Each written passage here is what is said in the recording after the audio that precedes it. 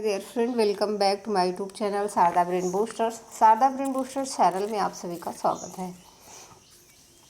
सुबह का बज रहा है 5। सभी को गुड मॉर्निंग, राम राम। आप लोग कैसे हैं? आई होप सो आप लोग अच्छे होंगे। और आज है सावन का सोमवार। सावन के सोमवार की आप सभी को ढेरों सारी शुभकामनाएं।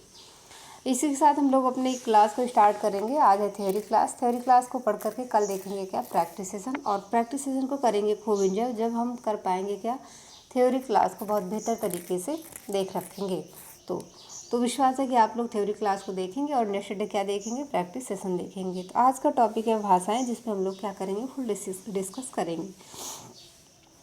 भाषा शब्द संस्कृत के भाष धातु से बना है, जिसका अर्थ है बोलना या कहना, अर्थात भाषा हुआ है जिसे बोला जाए।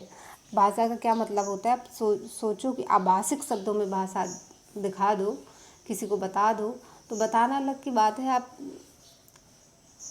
अपनी मुद्रा से और इशारे से बता सकती हो, लेकिन भाषा का मतलब ही होता है बोलना। आप उसे बिना बोले नहीं बता सकती।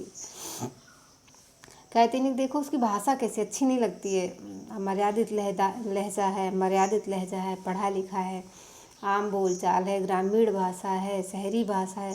तो वो सारी भाषाएं हैं जिससे जो आप बोलती हैं तभी पता चलता है आप वेल एजुकेटेड हैं, बहुत अच्छा बोलेंगी। और ये भी कोई ज़रूरी नहीं है कि आपने, खैर इस पर डिस्कस नहीं करेंगे। भाषा शब्द संस्कृत के भाष धातु से बना है। किससे बना है? भाष धातु से बना है। ये है आपकी भाषा, जिससे भाषा शब्द बना है, और इसका अर्थ होता है बोलना या कहना। अर्थात भाषा वह है जिसे बोला जाए। भाषा वो साधन है जिसके माध्यम से हम सोचते हैं, अपने विचारों व्यक्त करते हैं। मनुष्य अपने विचारों, भावनाओं, अनुभूतियों को भाषा के माध्यम से ही व्यक्त कर पाता है। जो आपकी भावना है और जो आपकी अनुभूतियाँ हैं और आपके विचार भाषा के ही माध्यम से व्यक्त होंगी। हालांकि बहुत सारे ऑप्शन है, आप लिख करके भी, आभाषिक तरीके से भी, अवाचिक तरीके से भी बता सकते हैं। और व्हाट्सएप के थ्रू मैसेज कर देंगे, टेलीग्राम पे मैसेज कर देंगे, तमाम सारे मैसेजिंग ऐप है, कैसे भी करके आप बता सकते हैं। लेकिन यहाँ हम भाषा की बात कर रहे हैं, जिसको बोलना ही आपको पड़ेगा। अगर भाषा की परिभाषा की बात करें तो भाषा एक ऐसा साधन है जिसके द्वारा हम अपने विचारों को व्यक्त कर सकते हैं, और जिसके लिए हम आवश्यक ध्वनियों का प्रयोग करते हैं। भाषा को व्यक्त करने के लिए आपको आवश्यक ध्वनियों का प्रयोग करना ही पड़ेगा। भाषा के प्रकार कितने हैं, तो हम बात करें तो भाषा के प्रकार, भाषा बोलने, लिखने, समझने के आधार पर 3 प्रकार की होती हैं। अर्थात भाषा के 3 प्रकार के भेद या रूप होते हैं: मौखिक, लिखित व सांकेतिक। कितने होते हैं? 3। एक मौखिक, लिखित, सांकेतिक। ठीक। अगर मौखिक भाषा की बात करें तो भाषा के जिस रूप से हम अपने विचार एवं भाव बोलकर प्रकट करते हैं, अथवा दूसरों के विचार अथवा भाव सुनकर ग्रहण करते हैं, उसे मौखिक भाषा कहते हैं। उदाहरण के लिए, जब हम किसी से फ़ोन पर बात करते हैं तो भाषा के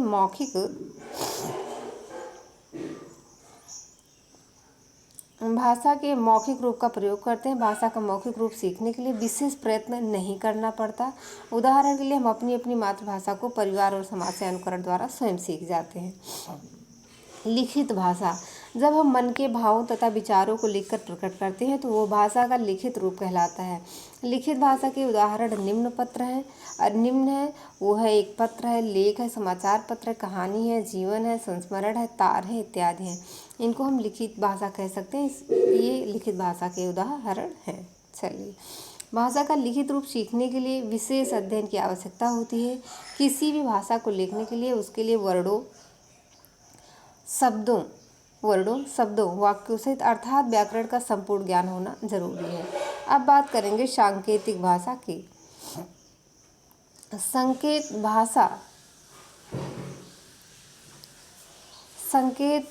भाषा या सांकेतिक भाषा एक ऐसी भाषा है जिसको हम विभिन्न प्रकार के दृश्य संकेतों, जैसे हस्तचलित संकेत, अंग संकेत, जैसे लोग कहते हैं ना, आँखों से इशारा किया, वो सारी चीज़ें हैं, पैर से दबा दिया कि मत बोलो, वो सारा इशारे के माध्यम से व्यक्त करते हैं। इसमें बोलने वाले के विचारों को धारा प्रवाह रूप से व्यक्त करने के लिए हाथ के आकार, विन्यास और संचालन, बाहों या शरीर तथा चेहरे के हाव भाव का एक साथ उपयोग किया जाता है।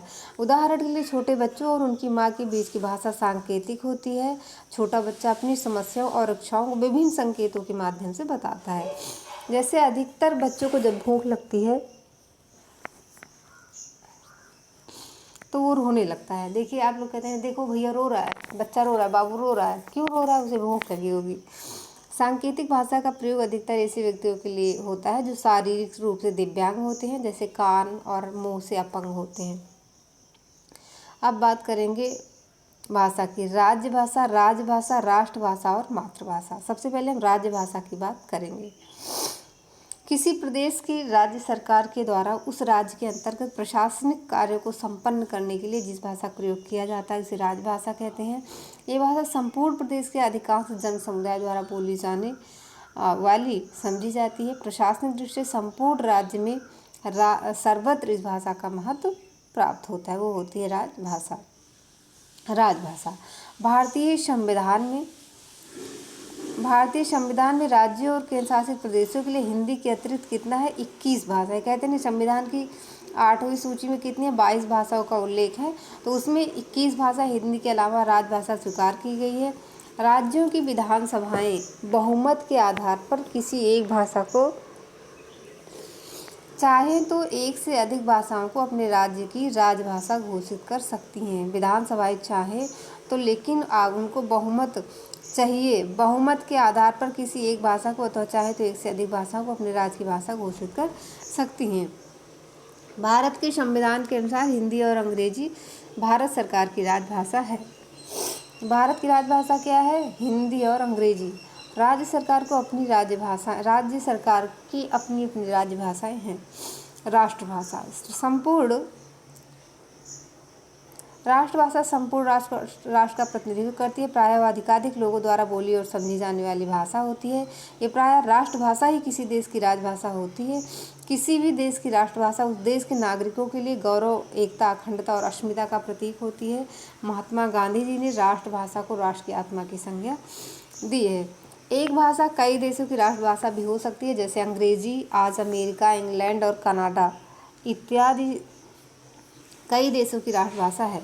मातृभाषा जन्म लेने के बाद मानव जो भाषा सीखता है, जन्म के बाद अपनी माँ के साथ रह के उसे मातृभाषा कहते हैं या प्रथम भाषा कहते हैं, उसे उसकी मातृभाषा कहते हैं। मातृभाषा किसी भी व्यक्ति की सामाजिक एवं भाषाई पहचान होती है। मातृभाषा में अधिकांश रूप से क्षेत्रीय बोलियाँ शामिल होती हैं, जैसे कन्नौजी, ब्रजभाषा, हरियाणवी, मलावी, अवधी जो भी हैं, ये सारी चीज़ें। भारत की भाषाएं की बात करें। भारतीय भाषाओं का उल्लेख भारत के संविधान के भाग 17 8वीं अनुसूची में अनुच्छेद 343 से 351 तक है। कितनी? 343 से 351 तक है। और भारतीय भाषाओं का 8वीं अनुसूची में भारतीय भाषाओं का 22 भाषाओं का उल्लेख है, जिसमें है कश्मीरी, सिंधी, पंजाबी, हिंदी, बंगाली, असमी, उड़िया, गुजराती, मराठी, कन्नड़, तेलुगु, तमिल, मलयालम, उर्दू, संस्कृत, नेपाली, मणिपुर, कोंकणी, बोडो, डोगरी, मैथिली, संथाली 21वें संविधान संशोधन से लेकर के जो लास्ट वाला उसमें क्या कहते हैं, ये संथाली जब तक जोड़ी गई है तब तक आपको याद करके रखना है, क्योंकि ये आपका पूछा जाता है। इन भाषाओं में से 14 भाषाएं संविधान के प्रारंभ में ही थी, मतलब मूल संविधान में थी, और 1967 में सिंधी भाषा को 21वें संविधान संशोधन से जोड़ा गया है और अधिनियम द्वारा 8वीं अनुसूची में ही रखा जाएगा। अच्छा, एक बड़ा मीम्स वायरल हो रहा था कि बिहार का कोई वो था, पता नहीं कौन था, मुझे अब नाम नहीं याद आया कौन था, वो नाम नहीं याद आ रहा है। उसकी एक बड़ी मीम्स वायरल हुई थी। कोई रिपोर्टर उसकी बाइट ले रहा था, तो उसने बोला कि ये भोजपुरी के लिए भाषा के लिए, राजभाषा के लिए बहुत इतना बड़ा आंदोलन हो रहा है कि संविधान में उसे जगह देनी चाहिए। 8वीं अनुसूची में आपकी क्या राय है कि देना चाहिए कि नहीं?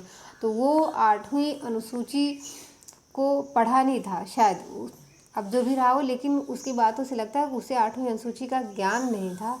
तो जब रिपोर्टर ने उससे बात की कि 8वीं अनुसूची में रखना चाहिए, तो उसने अपनी भाषा को, उसकी भावना से पता चल रहा था कि उसके भाव क्या है। उसके कहने का मतलब कि 8वीं अनुसूची तो पीछे हो जाएगी, तो हमें पहले अनुसूची में इसे रखना चाहिए। उसको क्या पता कि पहले अनुसूची में क्या है। तो उसने कहा कि 8वीं अनुसूची में क्या पहली अनुसूची में रखना चाहिए, तो वो बहुत मजाक का विषय बना हुआ था। वर्ष 1992 में 71वें संविधान संशोधन अधिनियम द्वारा कोंकणी, मणिपुरी, नेपाली को शामिल किया गया। वर्ष 2003 में 92वें संविधान संशोधन अधिनियम, जो कि वर्ष 2004 में हुआ, बोडो, डोगरी, मैथिली और संथाली 8वीं अनुसूची में जोड़ी गई। ये कौन सा था? 92वां संविधान था। हिंदी के अतिरिक्त केंद्रीय स्तर पर भारत में दूसरी आधिकारिक भाषा अंग्रेजी है। हिंदी को भारत की राजभाषा के रूप में स्वीकार किया गया है। हिंदी भारत की राष्ट्रभाषा नहीं, क्योंकि भारत के संविधान में किसी भी भाषा को ऐसा दर्जा नहीं दिया गया है। बात करें शास्त्रीय भाषा की, तो वर्तमान में ऐसी 6 भाषाएं हैं जिन्हें भारत में शास्त्रीय भाषा का दर्जा प्राप्त है। तमिल को 2004 में घोषित किया गया, संस्कृत को 2005 में, कन्नड़ को 2008 में, तेलुगु 2008 में, मलयालम को 2013 में, उड़िया को 2014 में। टोटल कितनी हुई हैं? 1 2 3 4 5 6 हैं। 6 भाषाओं को शास्त्रीय भाषा का दर्जा दिया गया है। सभी शास्त्रीय भाषाएं संविधान की 8वीं अनुसूची में सूचीबद्ध हैं। ये हो गई आज की क्लास आपकी। आई होप सो क्लास आपको पसंद आई होगी। अगर ये सेशन आपको अच्छा लगा तो वीडियो को लाइक करें, शेयर करें, कमेंट करें। चैनल पर नहीं हो तो चैनल को सब्सक्राइब करें। धन्यवाद। Bye bye. Take care. Love you to all.